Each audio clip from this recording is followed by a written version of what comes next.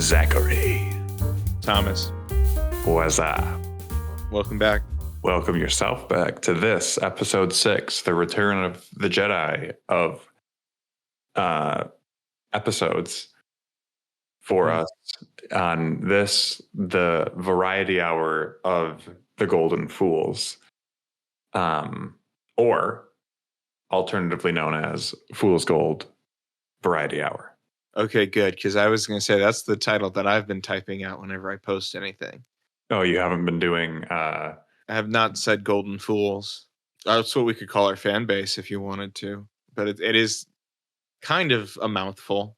A lot of Yeah, no, I agree. dissonant consonants in there. Speaking of Return of the Jedi, Tom, and this is a question I've always wanted to ask you. In like the grand big Star Wars universe, would you actually want to be a Jedi? No. Yeah. Okay. Would I want to be force sensitive? Yes. I would agree. Would I want to be a Jedi? No. I have some opinions about this. If you want to dive right into this, I think the Sith are obviously probably more dangerous. However, I think the Jedi are just as misguided as the Sith. Yeah. The strict dogma of the Jedi is not something that I think I'd be into. A structure for which the Force could be used for good, I'm fine with that. But having rewatched most of the entire series of films relatively recently, it's very clear that like, the Jedi are like a bureaucracy that really is not great. Like Qui-Gon Jinn repeatedly chooses not to free slaves in Phantom Menace. And like he's held up as like this paragon of like he's a great Jedi. And so yeah, well, and just like the forced cut yourself off from love and cut yourself off from cutting yourself off even from anger and cutting yourself off from the emotional spectrum that is wildly unhealthy if you do that. So like the Jedi are very problematic. They also, I mean, if you've watched sort of the animated Clone Wars, the way what I'm saying is Anakin is not wrong to be like, from my point of view, the Jedi are evil, because they kind of are. And what they do to Ahsoka and the whole like framing, there's just like the Jedi are very problematic. And it's why I actually quite like episode 8, because Luke sort of comes to that realization, as does Yoda. And they're like, no, it's time for the Jedi to end, because they are an archaic, bad organization. And interestingly, I actually have kind of come all the way around and kind of like the prequels now. I mean, I in no universe think they're as good as the original trilogy, but I think episode 8 did more to honor and kind of respect the prequels than 7 and 9 did. Yeah.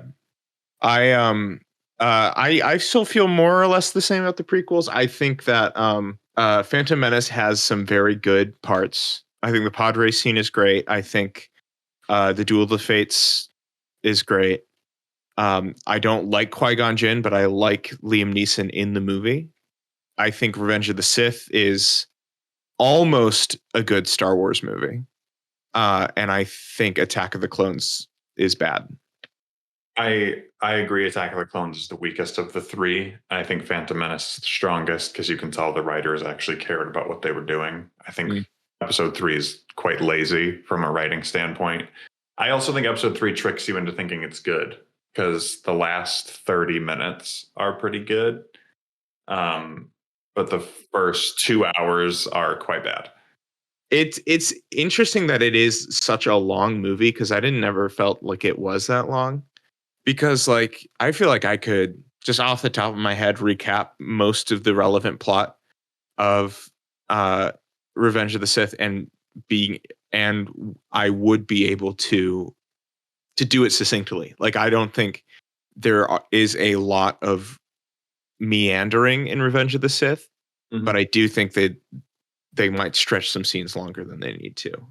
There's a YouTube series, What If Episode 1 was good, What If Episode 2 was good, where it kind of retcons things and is like if they had just gone in this direction. And I really like that YouTube series, and I think it vision casts a really compelling prequel. But I also, again, I've kind of come around, and I'm not actually upset with the prequel trilogy we have. I think some character choices are a little strange. I think, yes, keeping Darth Maul around for episode 2 would have been wise, and kind of keeping Count Dooku as just sort of like a gray separatist guy is not a bad move.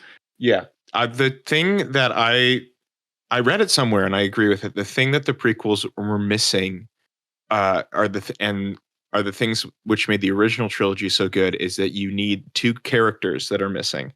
You need a big overall villain who is an active presence in the plot. And Mhm. Palpatine is not necessarily that. He is the puppet master, but he is not like someone or like he does not serve as an active obstacle to our protagonists. And you need a Han Solo outsider type who can kind of see things for what it is. Like I feel like everyone in the prequels is more or less bought into whatever they're doing outside of Mhm. Anakin switching sides in the last movie. So you kind of need someone who makes the choice to do the right thing from an outsider perspective. That's kind of, and it's a little bit where the sequel trilogy doesn't fully get there because both Finn and Rey are both sort of outsider characters, and they both find their footing, but never in a like definitive sort of way. But it is also why the prequel trilogy the sequel trilogy, excuse me, why the sequel trilogy, why Kylo Ren's character is so consistent between the three and is the only like consistent character arc in those three movies because he is that like villain that is like a constant obstacle. Yeah. Yeah. Well, and that's why I think in the prequels, having a Count Dooku character that's not a Sith would be so interesting. Just have somebody who is like, no, the Republic is problematic because the Jedi are problematic, and that's why I left. But also, like, they're being controlled by a Sith Lord. Yeah, Like, just having somebody who is like, because here's the thing. that's one of my least favorite parts about episode 2 is when Obi-Wan gets captured by Dooku and Dooku's like, "Hello, Obi-Wan. Would you believe that there's a Sith Lord in the Senate and I can help you take him out?" And Obi-Wan's like, "No, you can't." He's like, "Oh, you're right. I was kidding. Anyway, I'm gonna Yeah. chop Anakin in half now."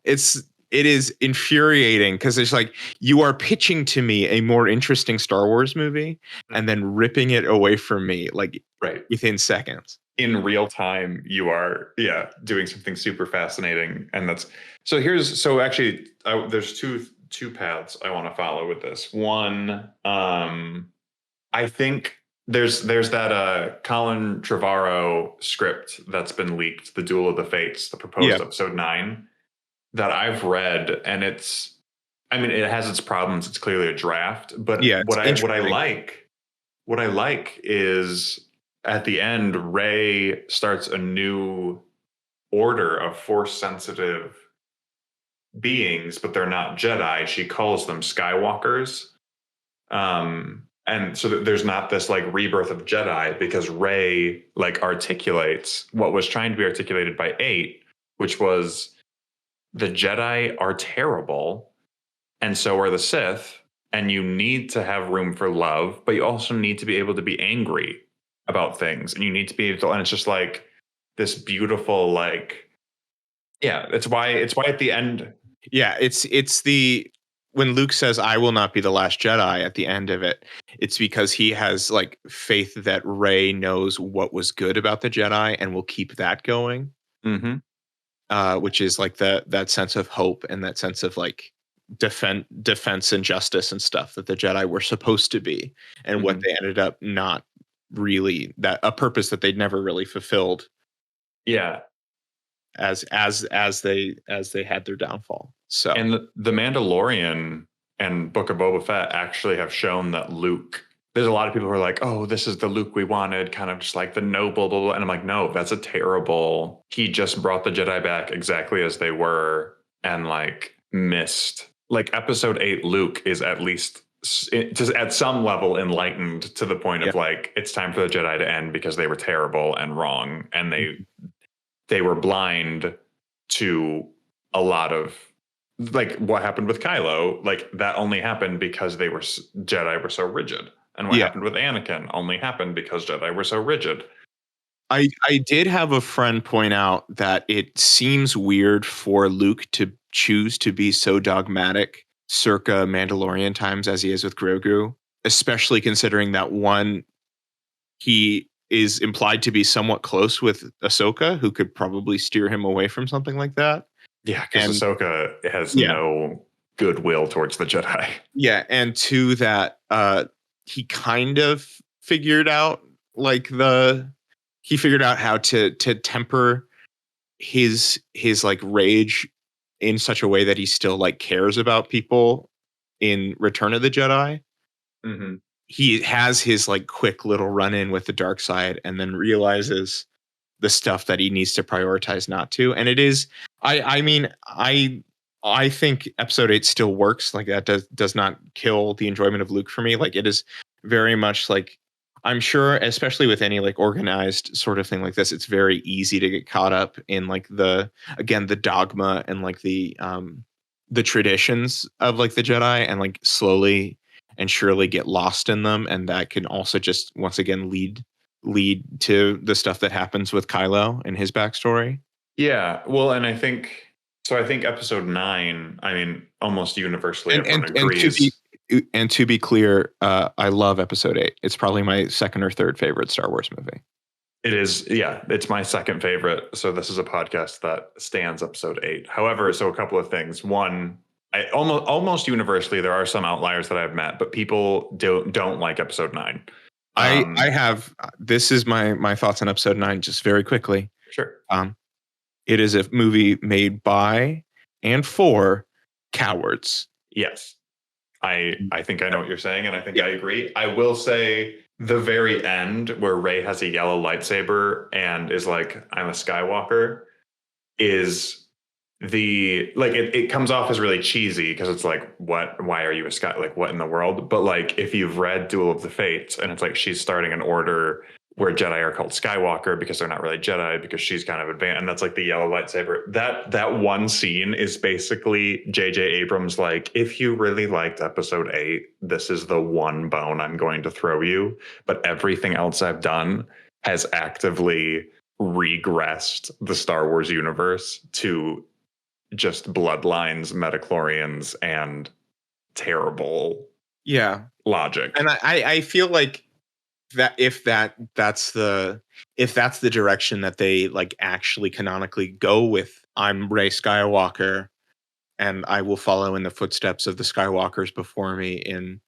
in using the Force not as a Jedi but as like a hero for the galaxy.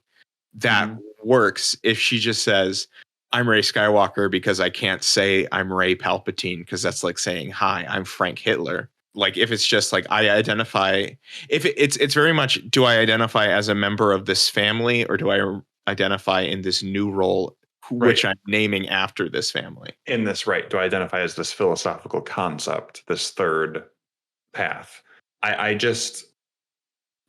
think I was talking. The other thing I want to talk about, my roommate and I actually really disagree about episode 8 because he does not like it. But what's interesting is my roommate is he agrees with me that Rian Johnson understands Star Wars and what makes Star Wars better than probably anyone outside of like Lawrence Kasdan and George Lucas. He understands Star Wars on like a story, like mythos, not like mythos as in like canon, but like this is like, I guess it's ethos is probably the word I'm actually looking for. Like he understands like the point. Yeah. So my roommate, it's interesting because he is like, Rian Johnson understands it better than anyone, better than you or me. And he like subverts everything it's supposed to be. And he's like, and that's why I dislike it, which is so interesting because for so long I've been like, people just don't understand episode 8 and like what he was trying to do. But my roommate is the outlier who's like, no. He definitely clearly understands Star Wars better than anybody. He just made the wrong decision. Right. He just subverted everything. And that's why I dislike it. Interesting. I don't think he subverted everything. Like, I think it's never a subversion to the point in which it seems like offensive or out of place. Like, I feel like even the most subversive choices Rian Johnson makes with episode 8 can make sense in the story. The one that makes people angry is that Rey is a nobody, right? Right. And that she knows that in the end she's probably not important, even though turns out apparently she is. Which was a terrible decision, but yes. Yeah, yes. It's one of the more cowardly moves, in my opinion. Right. Because the whole concept of like metachlorians and bloodlines instead of the original trilogy, the Force is inside all of us and it's animating all things. And like the kid at the end with the broom, it's just like, people like, I don't know, there's power in you being a nobody. Yeah. There's power, like hope comes from like unexpected places. Yeah. And then this whole like, but then she's a Mary Sue because she's really strong with the Force. Get out of here with that. So is. Yeah. Like I think that complaint is really stupid. And it's really another cowardly move to like have Rey like punch her Jedi school time card in the beginning of episode 9.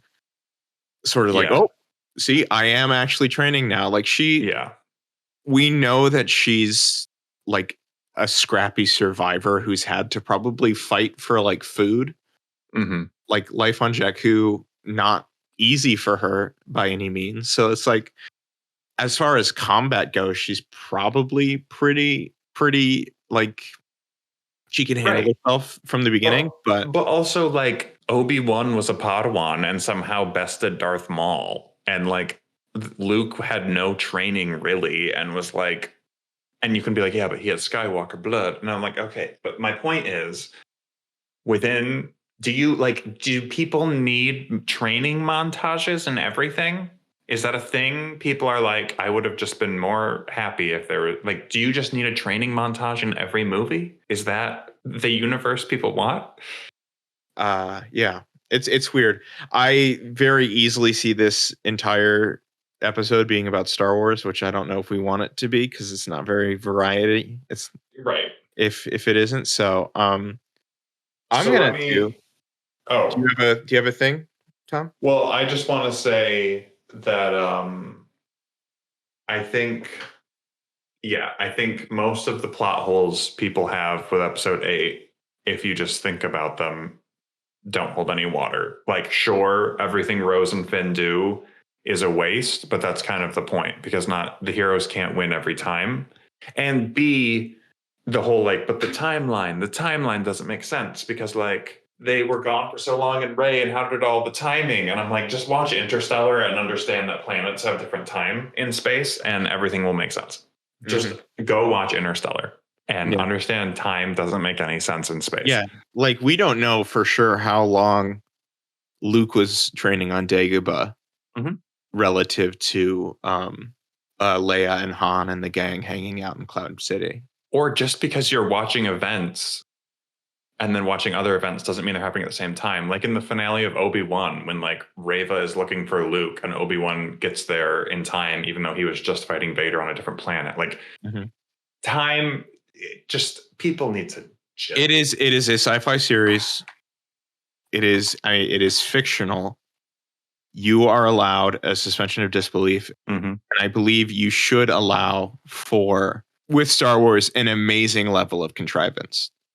Right. And last word on Star Wars for the episode. The entire first movie is built on multiple coincidences. Yes. So now, and then, yes, the final word on Star Wars for this variety hour is just the general of the army's last thing before going into a coma was, hey, don't trust this person. I'm demoting them. Yeah. So the new general had no reason to tell that Yeah. person the plan. Yeah. There was absolutely, like, from a chain of command standpoint, no reason for Holdo to trust Poe at all. In fact, there's a lot of reason for her to actively not trust Poe. Yes. Let's drop Star Wars immediately, because if we don't, we're going to be talking about it for forever. So Yeah, we were asked on Twitter by a certain listener. that's right. We have a Twitter presence now. Everybody, go follow it. Yeah, I will link all 10 of you. Someone asked us to explain the differences between fool's gold and real gold, and so Tom, I'm just going to run you through. We'll call this Zach's chemistry corner. It might be the only time I ever do it, and I will. And I'm gonna say I've been watching a lot of Breaking Bad, so maybe I know my stuff. So gold, Tom, you're familiar with it. Gold. I've heard of it. Heard of it? Fool's gold looks similar. Would you believe not the same thing? The biggest difference between gold and fool's gold is that fool's gold is not technically a metal. I was really hoping you were going to say is not technically gold. Well, it's not. It's not technically gold. Right. Gold is a metal. Fool's gold is a mineral that has a metallic sort of luster to it. It looks like a metal, but it isn't. It's just as pretty. It's just not as sweet. Yes. And you can't do as much with it. So right. You could scratch copper with one of them. If you hit a gold nugget with a hammer, it would, at least the part that you hit, would flatten.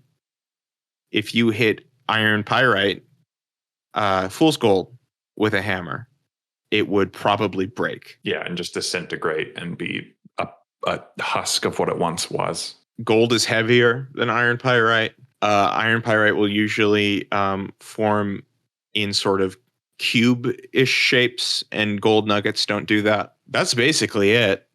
But let me just get this off my chest here. What's the difference between an idiot and a fool? I mean, obviously gender plays a role, but that's not true. I'm making that up. But what is the difference between an idiot and a fool? I think a fool makes foolish choices. And I don't like to say this. I believe an idiot is supposed to be someone who is naturally inclined to incompetence. Like, so it is a physical and or mental deficiency. So a fool can understand that they're doing a stupid thing. Yes. They have the capacity and self-awareness to understand that what they're doing is stupid, but an idiot might not have the capacity to understand that they're doing a stupid thing. Yeah, that's kind of like a weird ableist thing that I don't like the thing for it. Folks, this will not be the first time or last time you hear that the English language has some syntactical problems. Yeah. It's inherently racist and often ableist as a linguistic agent. And just the language by itself is bad. Think about how we use it. It's even worse. So, yeah, think about the English language for a moment and just be like, wow, boy, is that a bad language. Boy, bad. It's the only one I know. That's not true. I actually know a few languages, folks. I don't. Stuck with this. I also want to give a shout out to one of our listeners for DMing me and saying, hey, folks, you were thinking about the Leap Pad. The Leap Pad is indeed the children's toy that does sound correct. Yeah. Had as a child. And I appreciate one of our listeners going out of their way to ensure that I remembered fondly my Leap Pad. It kind of sucks that our recording schedule means that at best we can respond to any criticisms of the episode from 2 weeks ago. Right. But let me say this. I had another listener say that they have one critique of the podcast and they want it to have more cussing. You're free to cuss, Tom. I mean, I really don't usually have any moral problems with cussing. I used to. I don't really anymore. It's just that I'm bad at it, and so I usually don't do it. Let me name this. Not since the angels appeared to the shepherds with news has there been news this good. And I bring it now to you, Zach. Okay. And I say this. Beloved internet personality and podcast host, EJ Fettis, has agreed to be on our podcast.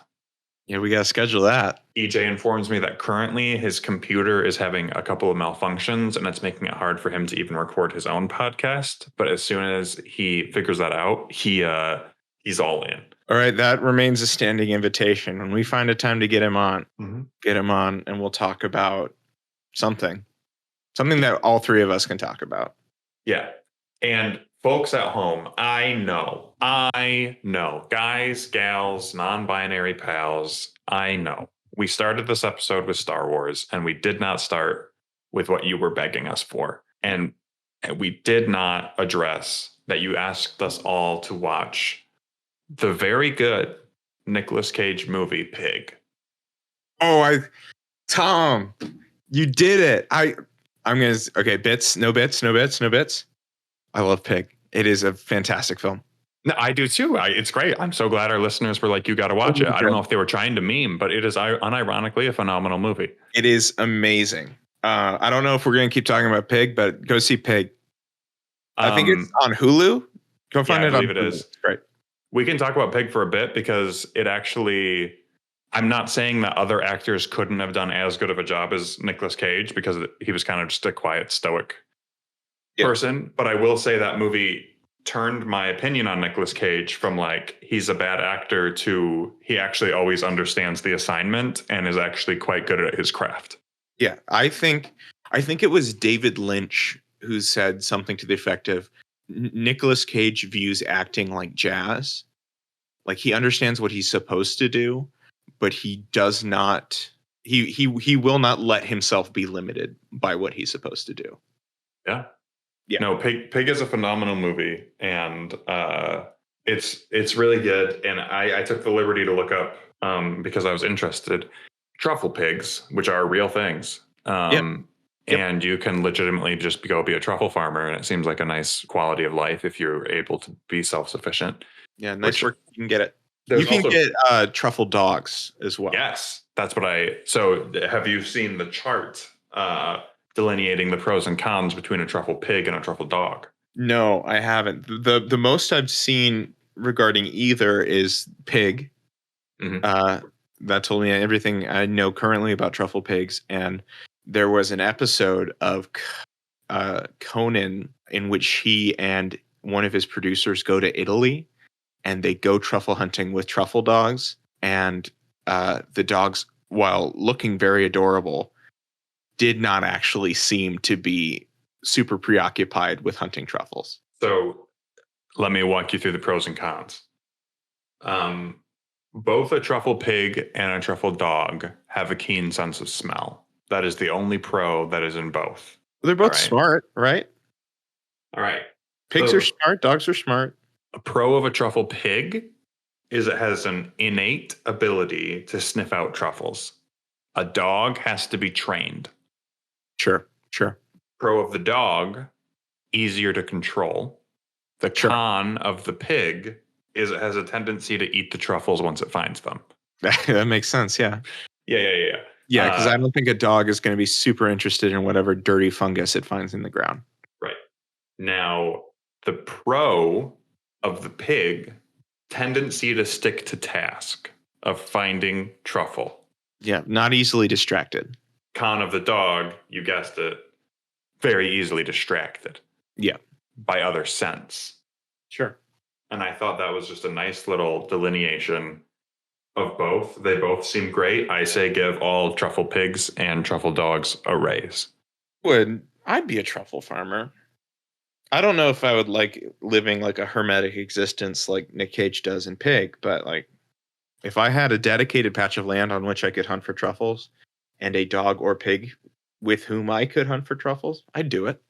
Are you ready to react to something? Oh, please. Yes, please. You maybe have heard of this. Have you heard of the upcoming film Pool Man? I don't believe I have.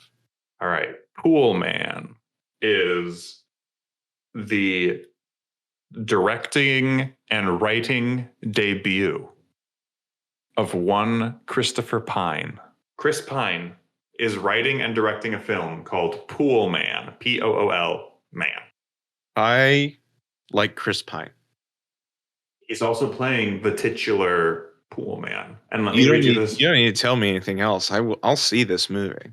Well, let me read you the synopsis. Okay. The movie follows a hapless dreamer, a would-be philosopher who spends his days looking after the pool of the Tahitian tiki apartment block of Los Angeles. When he uncovers the greatest water heist of all time, he does what he can to protect his precious corner of Los Angeles. I will watch this film. Written and directed by Chris Pine, starring Chris Pine as Pool Man, the greatest water heist of all time.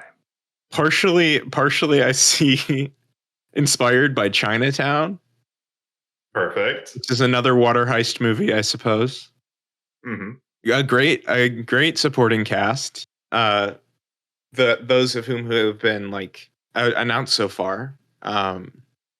Annette Bening, Danny DeVito, Ariana DeBose, and Jennifer Jason Leigh, which, I mean, I like all those people.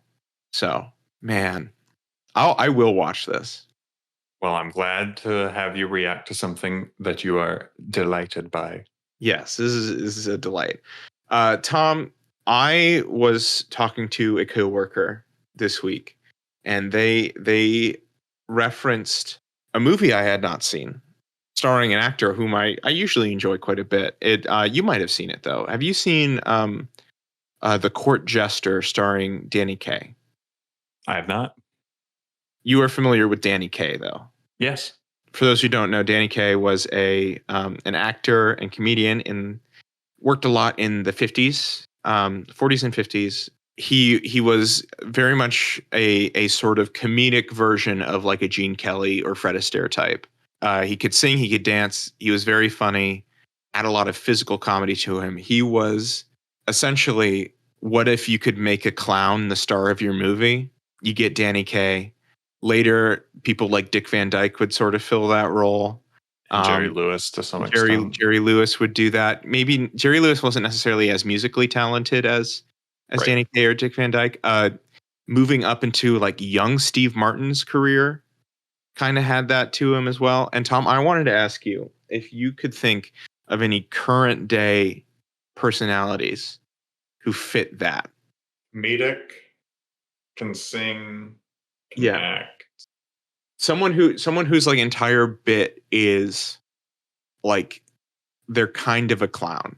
And like the only one that I can think of is Jim Carrey, but Jim Carrey as well, like Jerry Lewis, doesn't necessarily have that musical part to him. Yeah. Yeah. And if we can't think of one, what a loss to our society that we don't have someone like that. Yeah. I wonder, like, I don't know if there's any people in film. There's probably some like YouTuber that fits that Maybe. vein. I just can't think of who that would be. But yeah, we need more clowns, just funny men to be clear, when I say clowns, I don't mean like makeup and all that. I mean right. like cinematic, like doofuses. Like if Robin Williams was a really good singer. Yeah. We'll see soon enough if Will Ferrell can sing with that production. That Ryan Reynolds thing. Yeah. Yeah, I don't know. Well, Will Ferrell can sing. So maybe he's not like a trained musician, but he can sing because he was in the Producers remake. That was the remake that specifically was not a remake of the Producers movie, but a adaptation of the Producers musical. Yeah. What about Weird Al? See, Weird Al I feel like Weird Al's close, but he's always been much more like a stage performer than an actor. Like outside of like his two or three movies that he made and like his TV appearances. Right. And that's because like your Neil Patrick Harris's and your Anna Kendricks aren't necessarily. Those people are just like talented. Right. Yeah. Right. And they have range. Hugh Laurie is another one, again, range. Yeah. Doesn't quite fit it. I used to be a very big proponent of Hugh Laurie's blues album. So he put out a couple blues albums and I was all about them. And then I listened to other blues and I was like, oh, this is just okay. What about, listen, you're not going to like what I'm about to say. In fact, you're going to actively hate it. Okay. But if you need comedy relief that can sing and has made a career of making a fool of himself in our modern day, there is the James Corden. Yeah. I think everyone would be a lot more cool on James Corden if he weren't a talk show host and if he weren't a voice in every animated film. Right. But he is kind of, when he's in a movie, he's the comedic relief. You hire him for his comedy. He can sing. Yeah. He is like, he is an objectively good singer. Yes, very much so. He's very talented in that specific area. And he is a bit of, he's clearly comedy centered. Here's the thing. I loved him when he was Craig in Doctor Who. Oh, he's great in Doctor Who. And if the direction of the Into the Woods movie were different, he would be still good as the baker. I don't think he's the weak part of that movie. Right. And like he won shortly before he filmed Into the Woods. He won a Tony for being in this play that was very heavily like slapstick and like very heavily like reliant on him being like essentially what I talked about, like a clown. And so like that is something he could be good at. Yeah. So I think he's the closest we have. What a shame. What a shame. What a shame. Now, the people on Twitter, bits aside, like legitimately, the people on Twitter voted and want me to quiz you. Okay. They want me to quiz you on if it's a movie quote that I'm reading or a historical quote. Right.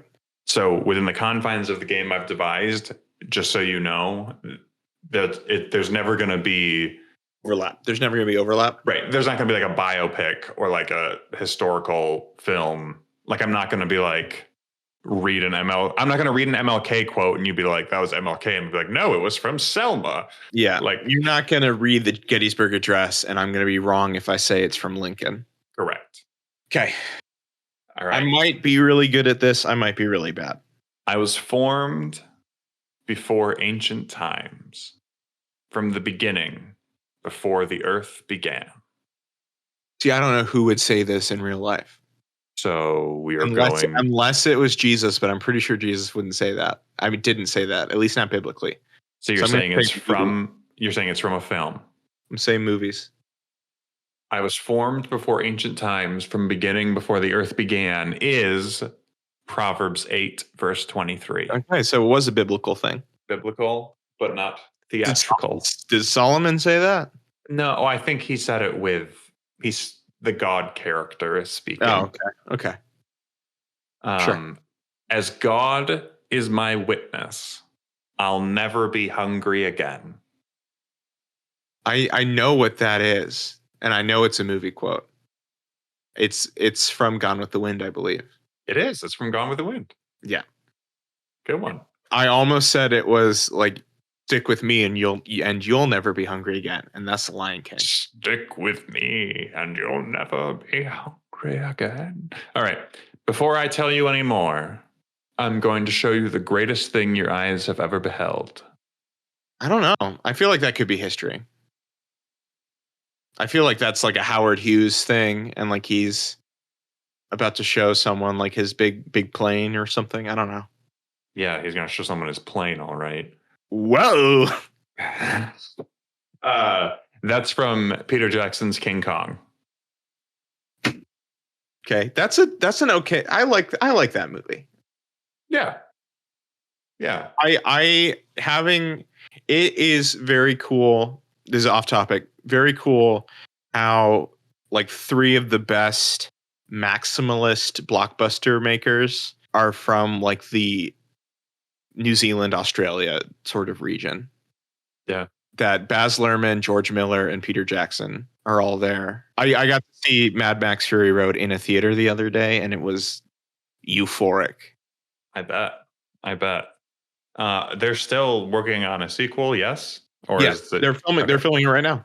Oh, great. It's actually a prequel. It's a Furiosa origin story. Yeah. Is Tom Hardy in it? No, Chris Hemsworth is though. Uh, Now, backtracking to that Gone with the Wind quote, that's the highest grossing movie of all time if you adjust for inflation. Correct. And what a bummer that seems to be.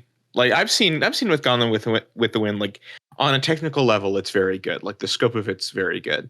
Story wise, not really. It's very much right. a sort of, if you don't adjust for inflation, it was Gone with the Wind, and then it was Sound of Music.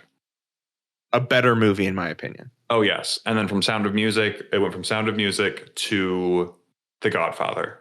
Also a better movie. Then Sound of Music, or then Gone with the Wind? I think I like the first Godfather a little bit more than Sound of Music, probably. After The Godfather, if memory serves, it went to Star Wars. Good. And then after Star Wars, I believe it went to E.T. Yeah. Any of the 80s Spielberg things made like tons of money. Yeah. Were you doing more quotes, or was it only those three? No. We'll do more, but we can talk for a bit because I have a leading question here. From E.T., it went to Jaws, Jaws to Titanic, I believe. Oh yeah, Titanic. Oh no. It went from Jaws to Jurassic Park, Jurassic Park to Titanic. Sure. And then Titanic to Avatar, which to this day remains the highest grossing movie of all time. Sure. Do you think Avatar 2, my question for you, Avatar The Way of Water, will clear 2 billion? I think it will make enough money, but I don't know if it'll get that high. Okay. Because I am not an Avatar fan.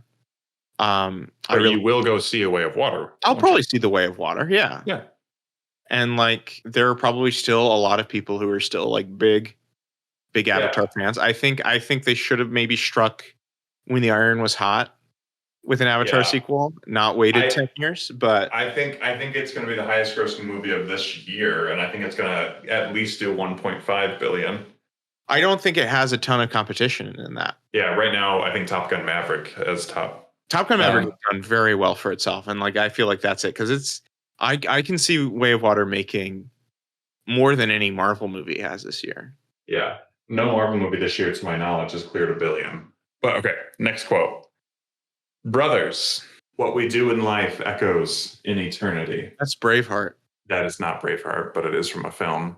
This is not Braveheart? It's Gladiator. Gladiator. Man, that's embarrassing. Speaking of Braveheart, though, how about in that, what was it? Last or second to last episode of The Rehearsal, Angela being like, well, my favorite director is Mel Gibson. He makes great movies. Yeah. She is really her favorite. Saying her favorite movie out of all of those was Apocalypto, though, is a wild choice. With my brother over this past week, we ranked the top 10 Nathan Fielder moments, and 2 moments from The Rehearsal made the top 10. And one of them was It's Days Like These That I Cursed the Chinese for Making Gunpowder. A very good one. And then the other one is in the last episode when he is explaining to the child, because the mother makes him, this mom is like, you need to explain to him that he's a Christian, not a Jew. Yeah. And then he's just like, oh, yeah, well, you don't want to be a Jew. I'm going to burn in hell, right? I'm going to burn. And then the Christian mom is like, yeah. And he's like, oh, okay. Oh, what a moment. Yeah. All right. Rough stuff. Nathan Fielder should be allowed to make as many seasons of The Rehearsal as he needs to, and then needs to be promptly imprisoned for the rest of his life after he's finished. Yeah, perhaps. But he learned his lesson probably about child acting. Maybe we'll see. Yeah, maybe. All right. Next quote. Devise a plan. It will fail. Make a prediction. It will not happen. I feel like that's Benjamin Franklin. That seems like a Benjamin Franklin type quote. It is not from a film, so you are correct in that it's not film. It was not Benjamin Franklin. However, you get points because it was a founding father. Jefferson? No. Our good friend, Alexander Hamilton. Yes. There is nothing free except the grace of God. That's True Grit. That's True Grit. I know Haley that. Steinfeld says that, I think. No, I believe it's Elizabeth Marvel says that. Is the actress who plays older Maddie Ross.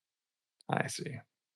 A king's fury is a messenger of death, but a wise person appeases the king's fury. I feel like that's either a biblical quote or like a Shakespeare type thing.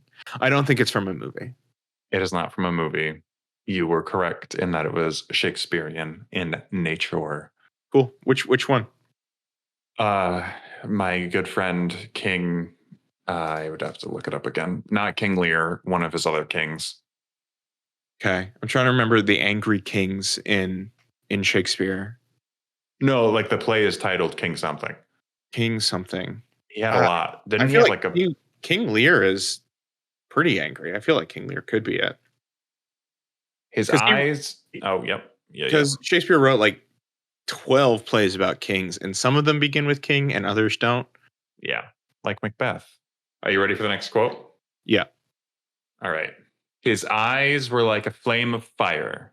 His feet were burnished bronze refined in a furnace, and his voice was the roar of many waters. That's the Bible. That is from the book of Revelation. Yes. That's a revelation, yeah. How about this? I wanted a mission, and for my sins, they gave me one. I think that's a movie. I don't know. I can't place which one it is, though. Apocalypse Now. Apocalypse Now. Next quote. Your heart is free. Have the courage to follow it. That's like an inspirational, like, history quote. I don't think that's a movie. From Braveheart. Is it Braveheart? Mm-hmm. Man, I'm missing it with the historical dad action epics. Did you know this church is the exact center of the city? The elders decreed it so that everybody should be equally close to God. Is that Hunchback of Notre Dame? Did you know this church is in the exact center of the city? The elders decreed it so everybody should be equally close to God. I don't think that's Hunchback of Notre Dame, but I know I've heard that line before. Also, that's not how cities work. That is not how there would be a select group of people who would be very much closer to God in that situation. That quote is from Avengers Age of Ultron. Yeah, it was. Yeah, it was. That's Ultron himself who says that. My word. I'm tired of how much I'm losing at this game, Tom. Well, what do you want me to? I want you to throw me a bomb. All right. Oh, throw you a bomb. You want a Tom bomb? Give me a Tom bomb. You want this game to be done, even though it's what our listeners wanted. I think we've more than satisfied the listeners in this respect. Fine. We didn't even get to the best ones. Do the best one, and then let's keep going. I did not start this war. I offered you peace. I showed you mercy. That's a movie. Planet of the Apes. Yep. How about that? Cool. I didn't do as well as I hoped I would on that. There's just one more that I need you to do. Okay. I'm scrolling through. Here we go. There is grace even in their failings. I don't know that one. I'm not sure. I'm going to say history for that one.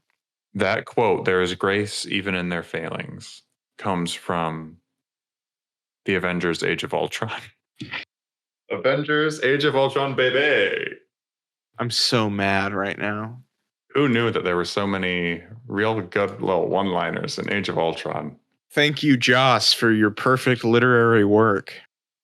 Yeah, Joss Whedon is a real guy. Oh, he is, in fact, a real guy. Enough said about him. Yes, right? Please. So you want a Tom bomb, huh? I would indeed like a Tom bomb. Here's the thing, Tom. I had to go to work early. I mean, as early as I normally would on Sundays. Mm-hmm. But this recording session is cutting into my nap time. Ooh, and don't want to disrupt that. Am I right, boy? I'm so sorry. So listeners at home, I apologize. I actually don't. I don't give a rat's ass. How you like that for cussing? I don't give a tinker's fig. All right. So what I have for you is God's Not Dead 4. That's not true. There is a God's Not Dead 4. I have God's Not Dead 5. And it's called Kevin Sorbo's Not Dead. He's alive? Yeah. He lived through that car crash?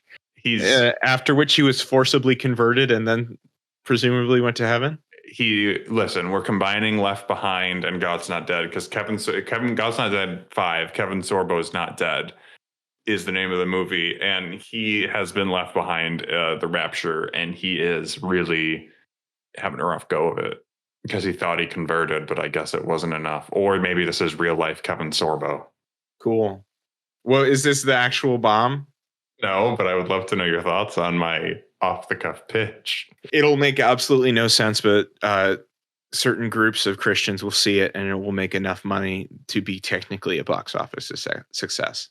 My actual pitch for you is, while we're waiting for them to actually cast who they've now said they want to be a younger James Bond, a Logan-esque, older, grittier Pierce Brosnan James Bond. He's back and he's old. He still kicks ass. How you like that for the cussing? And it's not your typical Bond movie. There's no Bond girl. Honestly, there's not even a theme song at the beginning. There's no gun barrel, him shooting down the gun barrel. I think there's a point in which you strip away the trappings of a Bond movie and it just is no longer a Bond movie anymore. Well, it opens in a doctor's office and he's been diagnosed with just liver problems because of all that alcohol. Although he drinks. I just realized that James Bond's such a smart spy, because if you have a martini that's stirred, the water stirs into the martini. He shakes. If it's shaken, not stirred, the water stays on top. So he's just drinking water and he doesn't get drunk. Yeah. He is watering down his martinis. Yeah. Because the ice also breaks when you shake it, and so it gets mixed in and it melts, and you get a more watery drink. Anyways, point being, this Bond, it's set decades, like he's old and he's got bad liver problems. He only got a couple months to live. But wouldn't you know it, Spectre is back, and they're like, we got to kill the last living 00 agent because the 00 program has just been. It's not around anymore. And wouldn't you know it, Bond is still there and he just is taking out Spectre one last time. Old Pierce Brosnan, gritty Bond. I like Pierce Brosnan. He's great. I really only like one of his Bond movies though. Right. This is his redemption. I don't know. I feel like, does Pierce Brosnan at any point loudly shout an ABBA song? Yeah, and it's SOS. I'm sold. That's it. Yeah, I'm in.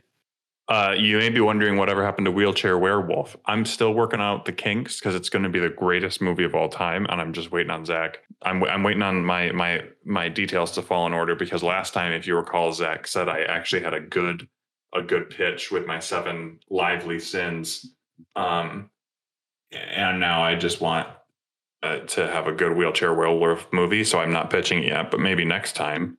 Hey, all let's say, don't let it be too good though, Tom, or else someone's definitely going to poach it out from under you.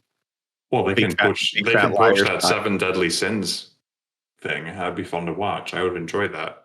And then I can do what that one guy who wrote a Batman fanfic did and sue Matt Reeves. And then Matt Reeves can be like, your fanfic was based on the same comics I wrote a movie about, you weirdo. Yeah. Folks, go see God's Not Dead 5. Kevin Sorbo is not dead yet.